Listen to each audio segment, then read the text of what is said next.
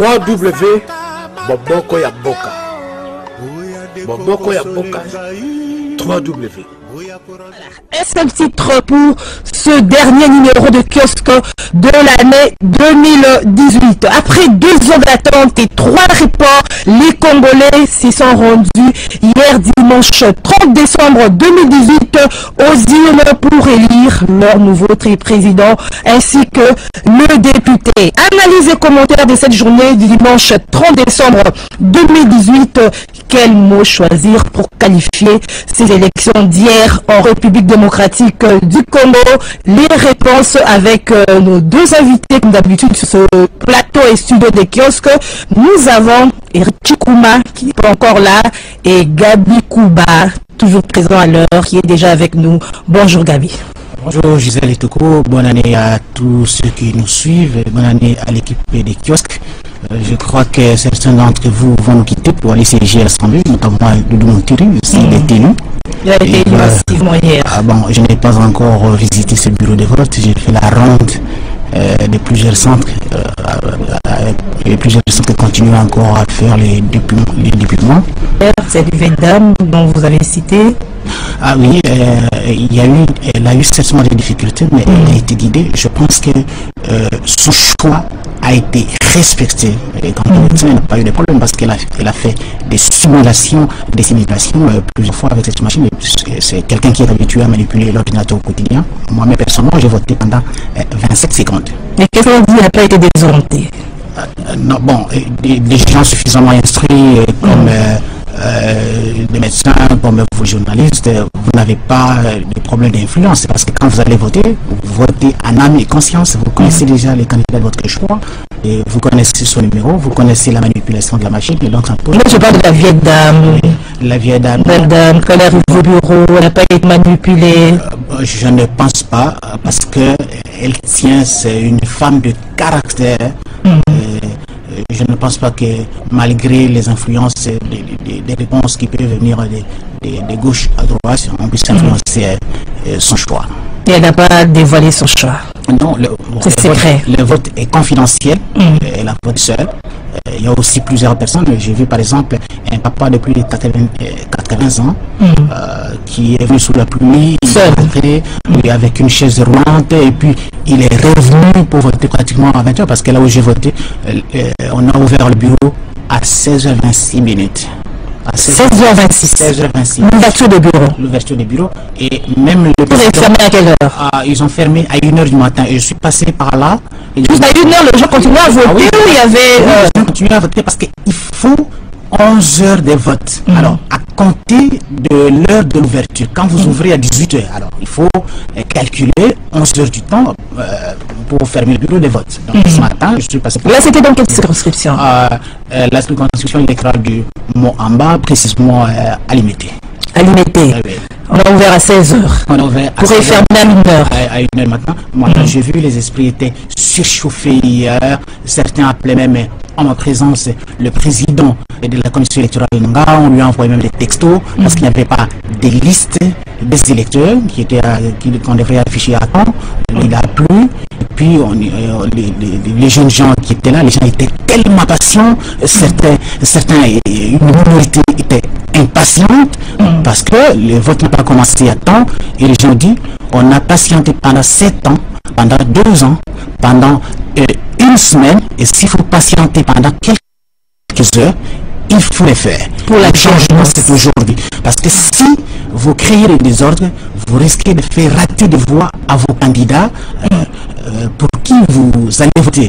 Donc ça ne vaut pas la peine de créer des désordres. J'ai félicité également, j'ai apprécié également l'attitude de la police qui a su gérer les réactions des électeurs parce que toujours dans ces les nerfs étaient tendus. Moi-même j'ai fait la ronde de plusieurs communes de Kinshasa, Matete, Kisenso, Limité, Njili, Massina, Kimbanseke. J'ai sillonné Ngaba, Makala et j'ai vu ce qui s'est réellement passé. Alors, Gabi Kouba, comment, de façon générale, comment vous avez vécu ces élections d'hier en République démocratique? D'abord, une très grande leçon, c'est la forte mobilisation malgré les problèmes qu'on a connus, malgré les désordres et les dysfonctionnements de la Commission nationale électorale indépendante, les gens étaient déterminés à aller voter. Parce qu'ils ont estimé que seule la lutte pacifique à travers les élections peut apporter le changement par d'autres moyens. Donc c'est en démocratie, il faut la paix, et puis avec les votes, c'est un changement dans la paix. Donc pas un changement brutal, et puis ceux qui nous ont promis du changement avec les Kachnikov n'ont pas réussi. Et aujourd'hui, on revient à la raison pour dire, voilà, s'il faut un changement, il faut un changement à travers les élections. Ça, c'est la première leçon. Ouais. La deuxième leçon, c'est le goût du changement. C'est ce que j'ai retenu. Partout où je suis passé, j'ai constaté, c'est vrai que je déplore l'intolérance. Il était presque interdit de citer les noms de certains candidats. Dès que vous citez, les esprits étaient surchauffés. On vous regardait avec des méfiances. Les gens étaient prêts même à lyncher certains. Non, je ne suis pas dans cette logique. Il faut la tolérance. Donc, vous avez eu tout le temps de convaincre les électeurs que citer les noms de tel ou tel candidat ne peut pas... Vous ne pouvez pas aussi citer le nom dans le bureau de vote. Non, pas dans le bureau de vote. Même avant même les élections, quand quelqu'un, vous pouvez dire, non, moi je suis venu voter Moutiri ou bien voter Jean-Jacques Mamba. Mais j'ai constaté que avant même le vote, même sur l'avenue, parce que là ce n'est pas un bureau de vote, le bureau de vote c'est à l'intérieur des écoles, mais dès qu'on cite, comme il y a eu des attroupements, les temps que les gens attendaient, les fameuses listes, les esprits étaient surchauffés. Bon, il y avait même des plaisanteries. Moi, je pouvais me plaisanter. Je suis venu citer Mourou Djambe. Mais dès que vous citez les noms des candidats, c'est tout un problème. C'est tout un problème. Ça, c'est la deuxième leçon. Les gens ont la soif du changement. Oui. Et la troisième leçon que je dirais, l'argent et les discours identitaires à jouer en faveur ou en défaveur de certains candidats. Oui, c'est-à-dire communautaire, tel qui dit, bon, c'est parce que Gisèle Toko est de mon coin, voilà pourquoi il est de mon église, il est de mon avenue, mais en réalité, il n'y avait pas un vote avec l'idée, avec un vote qui a séduit la plupart des électeurs à travers un projet de société. Et la quatrième leçon que je retiens aussi, c'est les votes sanctions. Vote sanction. Les votes sanctions. Tout sauf un camp. Parce que ce camp aurait causé beaucoup de préjudice à la nation. Il ne faut pas lui renouveler la confiance. Ça, c'est la quatrième leçon. Les Congolais, c'est voilà. Réveiller les Congolais à changer de mentalité. Je retiens vraiment la leçon d'un vote sanction. Un vote sanction. Gabi Kourba, vous venez tout à l'heure là de faire part ou de parler des sanctionnements qu'on a constaté hier dimanche lors du vote et des monitoring de plusieurs villes et localités, notamment des ONG telles que ACAJ ont relevé, notamment un signalé qu'il n'y avait pas des listes, qu'il n'y avait des électeurs radiés arbitrairement, des machines à voter qui étaient plantées ou absentes, des fraudes généralisées, bourrage des urnes, limitation des témoins de l'opposition. Gabi, est-ce que vous étiez surpris par cette mauvaise organisation des élections ou ce chaos électoral était plutôt prévisible? Je l'avais déjà prédit. C'est mi-figue, mi-raisin. C'est le verre à moitié vide, à moitié plein. Je vous l'avais dit plusieurs fois que les élections au rythme actuel avec le travail de la CENI et du gouvernement de la République, ça serait un service minimum sous forme des élections partielles. Je l'avais dit et répété maintes fois. Et vous le savez, le terme élection partielle a été d'ailleurs utilisé par la Commission nationale électorale indépendante à travers l'exclusion de certains territoires de la République démocratique du Congo. Donc, j'avais raison en son temps en disant que ce serait des élections partielles. Autre fait également, ce qui s'est passé, le dysfonctionnement que vous évoquez, je l'ai observé avant de parler des provinces. Par exemple, vous voyez Boubou Mafuta ça n'a pas marché, une machine est tombée en panne, les gens sont revenus, et puis ça posait parfois, les gens cliquaient sur les candidats X et puis ça donnait les numéros d'un autre candidat. Ça pose problème. Là, c'est à Boumou. Voilà, à Boumou. Les témoins de plusieurs partis politiques n'ont pas eu accès. Ah oui, n'ont pas eu accès. Parfois, il y avait des surnombres parce que la plupart des candidats députés nationaux ont utilisé la ruse, c'est-à-dire augmenter le nombre de candidats pour augmenter leur chance d'avoir plusieurs voix à travers les témoins des partis politiques. En réalité, ce ne sont pas des partis politiques, mais ce ne sont pas des témoins des partis politiques dans la plupart des cas, mais ce sont des électeurs masqués, déguisés en témoins des partis politiques. Ce qui fait que dans la plupart des bureaux, on avait 10 témoins, et 10 témoins, plus les observateurs, plus les électeurs, plus les agents, c'est pratiquement difficile. C'est ce qui a suscité, et sur ce point, la CENI a eu raison de demander à certains témoins ou observateurs de rester à l'extérieur, parce qu'on ne peut pas avoir dans un bureau de vote plus de 25 personnes ou 30 personnes avec toutes les files indiennes. Ça créait beaucoup de désordre. Mais les gens, la plupart des personnes, la plupart des témoins dénoncent le fait que ce sont plus les témoins de l'opposition qui ont été mis dehors que ceux de la majorité. C'est déplorable, oui, c'est déplorable que cela arrive. Et voici par exemple la ronde des informations que j'ai ce matin dans plusieurs bureaux de vote que j'ai visités depuis 5 heures du matin, parce que je n'ai pas dormi toute la nuit. On a tous les dépouillements. Certains continuent encore à dépouiller. Et plusieurs témoins des partis politiques, notamment à Kingawa, n'ont pas eu accès au bureau de vote. Matete, 16e rue des Bonhommes, n'ont pas eu accès au bureau de vote. Kinsenso, ils n'ont pas eu accès au bureau de vote. Makala, plusieurs témoins n'ont pas eu accès au bureau de vote. Selembao, plusieurs témoins n'ont pas eu accès au bureau de vote. Kimansete, plusieurs témoins n'ont pas eu accès au bureau de vote. Voilà ce qui se passe en province. Je prends l'exemple de la ville d'Mbujimai.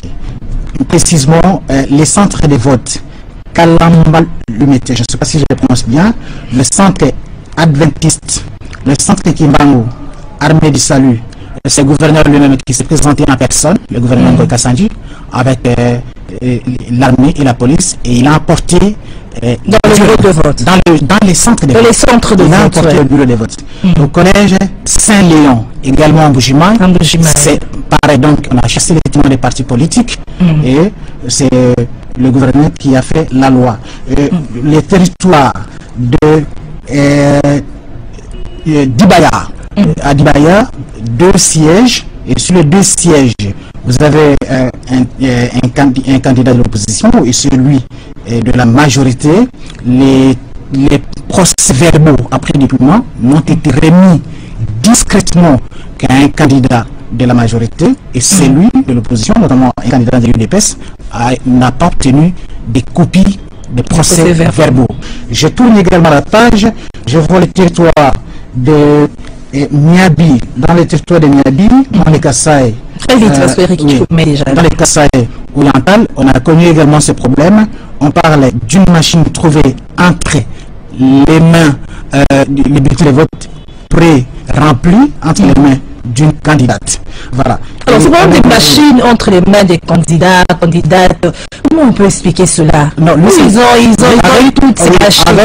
Avec ces candidats, ce n'était pas, ou la candidate, ce n'était pas une machine, mais c'était déjà des bulletins. Alors, je me pose la question, comment les bulletins peuvent se retrouver entre les mains d'un candidat? Si, peut-être qu'il les a falsifiés, mais si vous les falsifiez, par quel mécanisme va-t-il introduire ces bulletins dans le bureau d'ACD? C'est toute la question. Merci Kaby, je reviens à vous. Eric Kikouma est déjà là, et je dis bonjour Eric. Bonjour. Un peu de retard. Oui, il y a eu une urgence ce matin, ce qui a fait que j'arrive un peu en retard. Je vois que vous êtes aussi dans des centres de vote, dans des bureaux de vote pour faire le travail qui vient de dire qu'a fait Gabi Koupa depuis hier. J'ai veillé, j'ai passé toute la nuit à circuler dans différents bureaux de vote à travers la ville de Kinshasa. J'étais à la Lukunga, à la Funa, au Moamba. Voilà. Alors, comment vous avez vécu ces élections? Oui, il faut, raison factuelle, il faut reconnaître que les Congolais ont manifesté leur volonté de renouveler la classe politique en République démocratique du Congo. La détermination a été forte hier hier, nous l'avions remarqué. L'autre fait, c'est que tout le monde, tous ceux qui ont voté à travers le pays, à Kinshasa comme à l'intérieur du pays, l'ont fait avec la machine à voter. La machine à voter qui avait été rejetée par les uns, soutenue par les autres, et tous les électeurs prévus ont voté avec ces machines à voter. Mais et le temps que d'aucuns pensaient que ça allait durer 6 minutes, 10 minutes, c'est allé vite. En tout cas, nous avons aussi observé la plupart de personnes, généralement âgées, qui se sont fait assister par des accompagnateurs. Mais ces machines à voter ont connu des problèmes à travers le pays. Ça aussi, c'est un fait. Je pense que la SENCO, des machines qui plantaient, soit que des batteries étaient déchargées, soit qu'il n'y avait pas de courant à un endroit, ce qui a fait que ça puisse retarder, et ainsi de suite. Alors moi, je vous donne raison à ceux qui ont refusé l'utilisation de ces machines. Oui, mais les dysfonctionnements, imaginez la SENCO qui a un large réseau à travers le pays, on a dénombré 40 000. 500, non. 40 000 observateurs. Oui, bon, 40 000 observateurs, mais la SENCO a dénombré 560 cas de dysfonctionnement des machines à voter à travers le pays. 544. 544. Oui. Voilà. J'ai parlé de 540. Voilà, c'est dans la marge. 544. La SENCO, on a dénombré à travers le pays, mais ça représente quoi sur l'échantillon de 100 000? Vous imaginez. Mais il y a eu, c'est un fait, il faut le reconnaître, et moi je reste sur le fait. C'est-à-dire qu'il y a eu dysfonctionnement. La SENCO, par exemple, en a dénombré 544 à travers le pays. Et nous avons vu, moi-même, j'ai assisté à des bureaux de vote où il y a eu dysfonctionnement. Et après, ça a été réparé. Et puis voilà, les choses ont continué normalement. Autre chose, nous avons observé un engouement important à travers la ville de Kinshasa, tout comme à travers le pays, mais le taux de participation reste moyenne. C'est-à-dire que dans un bureau de vote où on attendait 600 personnes, c'est à peu près 285 ou 300 ou 350 qui ont pu voter. Donc, dans notre bureau également, les électeurs sont venus, les bureaux, soit ces bureaux n'étaient pas ouverts, soit il n'y avait pas leur nom sur la liste. Justement, il y a deux problèmes. Nous avons constaté cela. Non, l'heure de vote devait commencer à 6 heures et s'est clôturé à 18 heures. Donc, c'était 11 heures prévues pour que les électeurs puissent voter. Il y a eu des bureaux qui ont ouvert en retard. Je prends le cas du bureau Saint-Raphaël, du centre Saint-Raphaël, qui a commencé les opérations, je pense, autour de midi. Imaginez le retard avec lequel les électeurs ont commencé à voter. Normalement, le temps-là devait être récupéré. Mais est-ce que cela a été le cas? Mais à travers le pays, il y a aussi des centres qui ont ouvert en retard, qui ont commencé en retard. Il y a d'autres qui ont commencé, la majorité d'ailleurs a commencé tôt, et se sont fermés avec 1 heure ou 2 heures de retard. Ou vice-versa, ils ont ouvert tard pour fermer tôt. Tard pour fermer tôt, je ne pense pas, parce que moi-même j'ai assisté par exemple à la clôture, j'étais à Bandalungwa, moi-même j'étais là. Les opérations ont commencé à 7 heures du matin, c'est-à-dire qu'ils ont commencé avec 1 heure de retard et ils ont fermé avec 1 heure de retard parce que il y avait encore des gens qui attendaient, qui s'impatientaient pour voter. Imaginez un peu le cas. Donc, les gens ont voté, mais le taux de participation au finish est moyenne. C'est-à-dire que ça peut aller entre 45 à 55%. Donc, malgré la volonté de Congolais d'aller voter, le taux de participation, moi je m'attendais à ce qu'il dépasse le 60%, qu'il atteigne même le 70%, mais cela n'a pas été le cas. Alors, Eric Tchikouma, vous avez relevé tout de même reconnu qu'il y a eu des dysfonctionnements. Première question, est-ce que vous avez été surpris de ces dysfonctionnements ou c'était prévisible? Deuxième question, disent que hier, les Congolais ont eu droit à des élections, des meilleures élections de l'histoire, telles que l'avait promis Joseph Kabila, Corneille Nangaa et le Premier ministre de Mutshibala. Oui, premièrement, il faut le dire, les dysfonctionnements, la machine à voter, c'est une machine, c'est comme un véhicule. Il peut connaître un dysfonctionnement. C'est comme ces micros, vous pouvez l'acheter tout neuf, vous l'installez, vous n'allez pas éviter, madame, vous n'allez pas éviter de prendre des avions parce qu'il y a eu crash un jour, parce qu'un avion a crashé un jour. Vous n'allez pas refuser d'utiliser un téléphone portable que vous achetez tout neuf alors qu'il tombe à panne juste au premier rechargement. Non. Donc c'est un outil, c'est un instrument qui a été fabriqué à la main, ce n'est pas Dieu qui l'a fabriqué et qui peut tomber en panne. Donc il fallait s'y attendre qu'il y ait des dysfonctionnements. C'était prévisible et je pense qu'au niveau de la CENI, ils avaient pris des mesures pour pouvoir pallier à cela. Bon, certaines mesures, certains cas ont été réparés et d'autres ne l'ont pas pu. Et je pense que la CENI avait prévu de mécanismes de rééchange, notamment d'autres machines à voter. Alors, on peut parler, vous n'avez pas répondu à la deuxième question, on peut parler des meilleures élections de l'histoire, comme avait dit Kabila. Meilleures élections de l'histoire, je ne pense peut-être pas, mais dit que nous avions vu les élections se dérouler et c'était plus facile de voter avec la machine à voter pour faciliter l'opération. Je pense que la plupart, même ceux qui n'ont jamais touché à cette machine, l'ont expérimenté hier et c'était plus pratique. Je pense que avec l'évolution de temps, je pense que ça pourrait être plus intéressant dans l'avenir. Mais dit que nous attendons, c'est la crédibilité des résultats qui vont sortir de ces urnes qui va attester des propos qui ont été tenus par le chef de l'État, par le membre du gouvernement, par le président de la CENI. Non, mais le déroulement, déjà, on peut déjà mesurer ou parler de ces justement, dans le déroulement, il y a eu, généralement, les élections se sont bien déroulées. Globalement, mais je voudrais aussi mettre un bémol pour responsabiliser les partis politiques, parce que moi j'ai fait une observation vraiment indépendante, j'ai circulé, j'ai vu pour le cas de Kinshasa les circonscriptions dont je vous ai fait part, et nous avons d'autres journalistes de notre rédaction qui ont circulé dans d'autres circonscriptions, tout comme à l'intérieur du pays.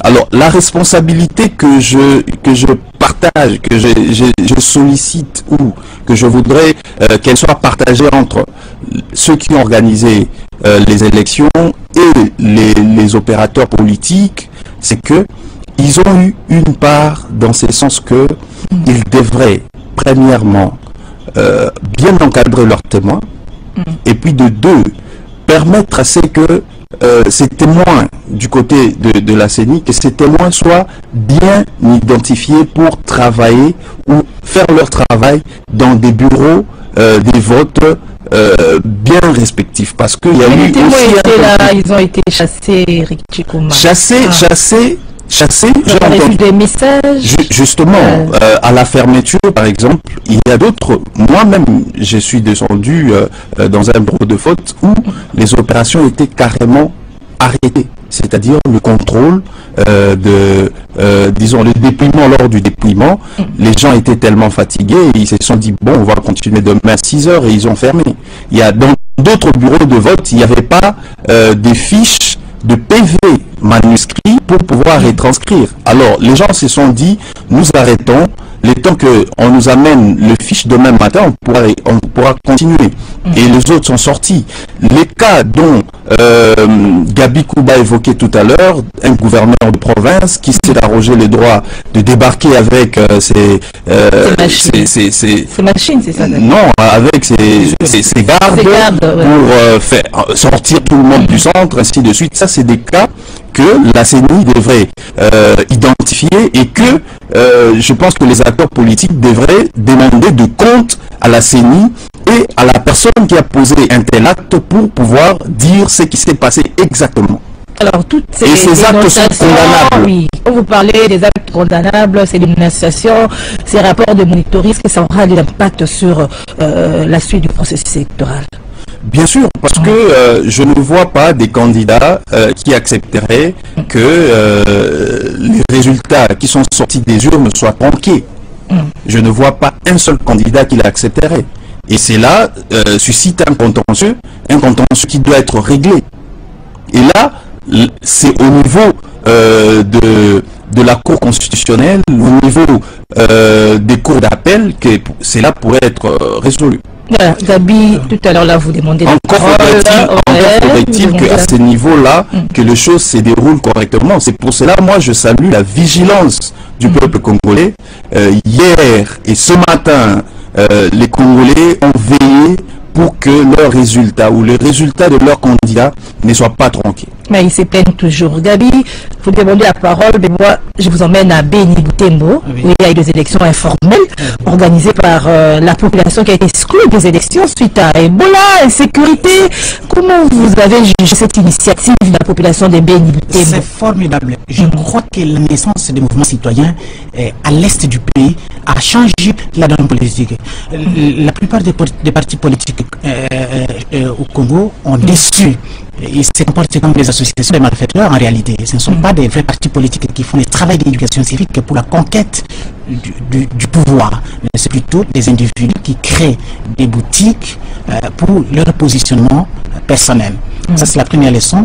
Et la deuxième leçon également, c'est ce qu'ils ont fait, c'est génial. Un esprit d'initiative et de créativité pour prouver à la face du monde que l'argument avancé par le pouvoir en place et la centrale électorale n'est pas fondé. Un afflux massif dans un stade pour un vote virtuel. Et ils ont organisé, ils donnent même des chiffres en disant voilà, la machine à voter c'est $1 500 américains. Et voilà, nous, en organisant ces votes, juste pour un bureau, au lieu de $1 500, $2 000, $3 000 pour un bureau de vote, nous, ça nous coûte moins de $500. C'est-à-dire avec cet esprit, si le gouvernement de la République, avec la Commission nationale électorale indépendante, avec la CENI, avait levé cette option d'organiser, on aurait dû dépenser moins et épargner beaucoup d'argent pour la République. Autre leçon également que j'ai appréciée, ils disent, vous nous avez exclus, mais voilà notre vote symbolique. Demain, si vous donnez autre résultat que ce que nous devrions avoir, donc ce président de la République ou ces députés, bon, les députés ils ont pu dire le président de la République. Voilà, le président de la République sera élu. Si comme il n'entre pas dans notre logique, ce sera un président qui va gérer une partie du territoire national par défi, parce que notre logique, si jamais elle n'était pas respectée. Et c'est formidable ce que j'ai vu à Beni, ce qu'ils ont fait. C'était pas une perte de temps, parce que ça, les résultats ne seront pas pris en compte par la CENI. Oui, c'est vrai, ce ne sont pas des résultats qui sont pris en compte par la CENI, par la Cour, non. Mais c'est symbolique ce qu'ils ont fait. Message pour la voilà, voici la voie à suivre. Si vous même l'argument d'Ebola, mais regardez ce qu'ils ont fait. Ils ont installé des lave-mains, des savons, d'autres venaient même avec des gants avec des gants, des imperméables pour se protéger. Quel est le message qu'il faisait passer? Il faisait passer le message que si vous aviez organisé les élections, voilà comment nous allions nous comporter pour nous prévenir contre la maladie d'Ebola. C'est ce qu'ils ont fait. Et ils ont montré qu'on pouvait faire mieux. Et d'ailleurs, dans les meetings des partis politiques ou encore d'autres activités qui concernent les masses laborieuses ont eu lieu dans ces entités. Mais il n'y a pas eu de contamination à travers les meetings des partis politiques. Dans les messes, j'ai suivi même une interview du président Kabila, le président sortant, qui s'est confié à BBC avant-hier, je crois, qui disait qu'à l'église, on peut ne pas se saluer, mais tandis que lors d'un vote, tout le monde vient appuyer sur la même machine. Ils ont montré, donc ils ont démenti cet argument en disant voilà, si nous avions voté, voici ce que nous allions faire pour nous prévenir contre Ebola. Et ils l'ont démontré, c'est une initiative louable des jeunes gens, des mouvements citoyens, les activistes de la société civile. Mais je reviens pour faire une mise au point. Gabi n'a pas dit. Très vite, de toute façon, nous allons passer à voilà, que les élections étaient des meilleures élections comme l'ont étendu beaucoup. Mais quand il y a des meilleures élections, les monitoring, parce que chaque plateforme ou parti politique a aussi son monitoring. Suivez par exemple le monitoring des caches. Est-ce que là où il y a des bonnes élections, il peut y avoir des morts? À Ouagadougou, précisément, à Louara, il y a eu des morts.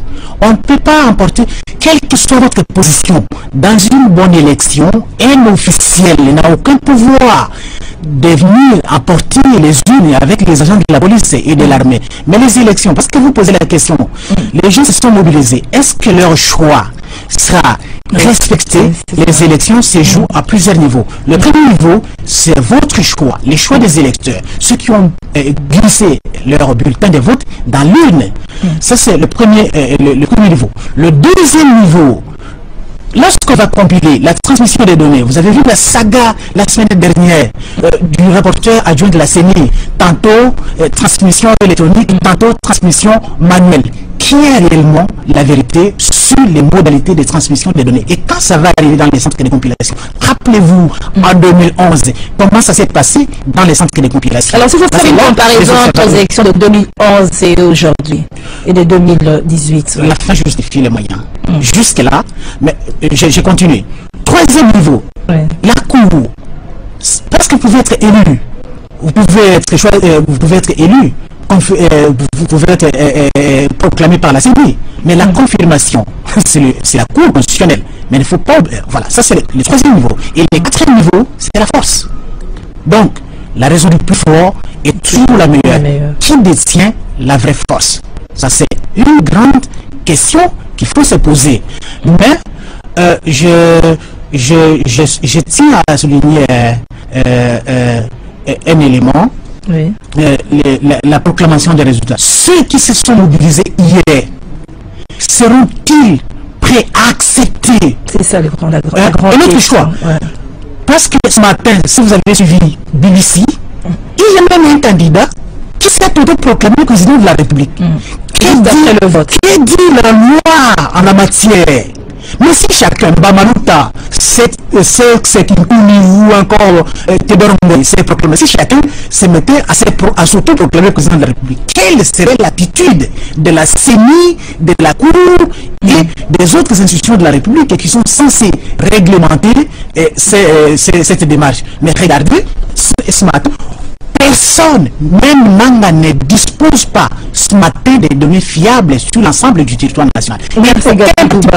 Chacun de nous n'a qu'une vision embryonnaire du processus électoral depuis hier. Manga ne dispose pas des données, aucun parti politique ne dispose, aucun candidat non plus n'a pas toutes les données sur l'ensemble du territoire national. Et même ici, l'ensemble des résultats, il ne lui revient pas de s'auto-proclamer président de la République. L'autoproclamation n'est pas autorisée par la loi. À la veille du vote, pas un individu. Pas un individu, merci Gabi Kouba. À la veille du vote, l'ambassadeur de l'Union européenne, Bart Ouvry, a été expulsé. Est-ce que c'est une simple coïncidence ou c'est une volonté d'écarter un témoin gênant? Bart Ouvry ou l'Union européenne n'a pas besoin d'avoir Bart Ouvry en RDC pour être témoin de ce qui s'est fait en RDC. Je pense que ces problèmes relèvent d'un conflit diplomatique qui remonte du début de cette année 2018. Où les relations entre la RDC, diplomatiques entre la RDC et la Belgique principalement, se sont détériorées. Donc, et il y a des mesures qui ont été prises à l'encontre de certaines personnalités congolaises, dont le candidat Emmanuel Ramazani Shadari, qui a été frappé des sanctions de l'Union européenne, et ces sanctions ont été renouvelées. Donc, le gouvernement congolais a entrepris un certain nombre de démarches pour pouvoir aboutir à l'annulation de ces sanctions. Cela n'a pas marché. Et vous vous souviendrez qu'il n'y a pas 2 mois, il n'y a pas 1 mois, Cheo Kitundu a annoncé que le gouvernement congolais allait prendre des mesures de rétorsion après la fermeture de Schengen et tout ce qui s'est passé. La reconduction des sanctions pour 12 mois, notamment contre Shadari, ainsi de suite. Et le gouvernement avait promis des mesures de rétorsion. Et parmi les mesures de rétorsion qu'il a commencé à appliquer, c'est en fait les départs exigés de l'ambassadeur de l'Union européenne en République démocratique du Congo à la veille des élections. Ouais. Mais ne pensez pas que l'absence des Barthouvry ici en RDC va empêcher à l'Union européenne d'avoir un regard sur ce qui s'est fait en République démocratique du Congo. La délégation de l'Union européenne est opérationnelle en République démocratique. Les bureaux fonctionnent. Ce n'est pas dit que les bureaux ont été fermés. La délégation où l'Union européenne, il y a la MONUSCO ici qui a un vaste réseau à travers le pays et qui n'a pas déployé des observateurs. Même si elle n'a pas déployé des observateurs, mais la MONUSCO a la capacité d'avoir un réseau qui peut lui fournir des informations à travers le pays et même travailler avec des Congolais. Donc, ne leurrons pas. Ce n'est pas un problème.